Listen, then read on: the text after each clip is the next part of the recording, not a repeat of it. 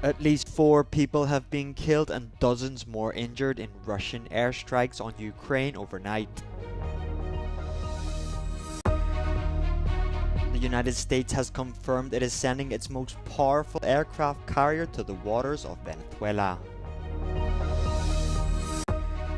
China is set to reduce reliance on foreign advanced technology and boost domestic production as Beijing reveals its plans for the next 5 years. At least 4 people have been killed and dozens more injured after Russian missile and drone strikes hit Ukraine Friday night into Saturday morning, say Ukrainian officials. 2 people were killed and 9 wounded by a ballistic missile attack in the early hours of Saturday in Kyiv, while 2 others were killed and 7 wounded in the Dnipropetrovsk region. Ukraine's Air Force said Russia launched a total of 9 missiles and 62 drones. The attacks came after Ukrainian President Volodymyr Zelensky urged the United States on Friday to expand sanctions on Russian oil and appealed for long-range missiles to hit back at Russia. Moscow's defense ministry said its air defenses shot down 121 Ukrainian drones overnight.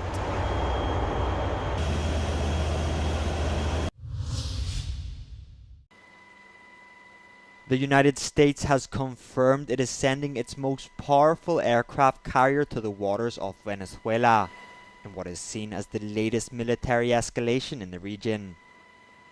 The USS Gerald R. Ford, capable of carrying up to 90 aircraft, will be deployed to, quote, detect, monitor, and disrupt illicit actors and activities that pose a threat to the US, says the Pentagon. Hours before the announcement, the US said it had conducted its 10th strike on a suspected drug-running boat, leaving 6 people dead. Nobody better in the world. Venezuela's President Nicolás Maduro has accused the US of, quote, fabricating a new war, and there are fears that the US military build-up is aimed at removing him from power. Trump has accused Maduro of being the leader of a drug trafficking organization, and the US does not currently recognize him as Venezuela's legitimate leader. Forever, forever, forever. In an outline of China's blueprint for the next 5 years, Chinese officials have vowed to reduce reliance on foreign advanced technology and boost domestic production amid heightened trade tensions with the US.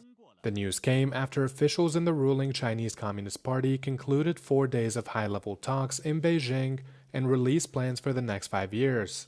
The 5,000-word communique was released on Thursday, just days ahead of planned talks between Chinese President Xi Jinping and his U.S. counterpart Donald Trump. The new plans feature no major policy shifts for Beijing, despite ongoing global trade instabilities. The country instead looks to remain a global manufacturing powerhouse and continue to sustain economic growth. 5-year plans are a Soviet-style central planning method, which China still relies on heavily, to map out priorities and sort funding. These plenum meetings are also used as a way to rally the party's top members around President Xi's leadership. In a historic ruling, a Paris court sentenced 27-year-old Dabia Benkired this Friday to life in prison without the possibility of parole for the rape, the torture, and the murder of 12-year-old Lola Davier in 2022. The first time such a sentence has ever been handed down to a woman in France.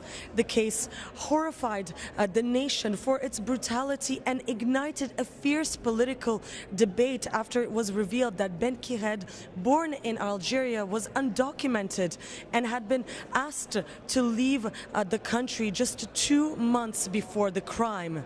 Throughout the trial, Dabia Benkired showed no emotion, just as the verdict was read, a chilling contrast to the grief of Lola's family. Lola's mother and brother broke down in tears while the memory of Lola's father, who died last year after relapsing back into alcoholism, lingered over the courtroom. Benkired has now 10 days to appeal this decision.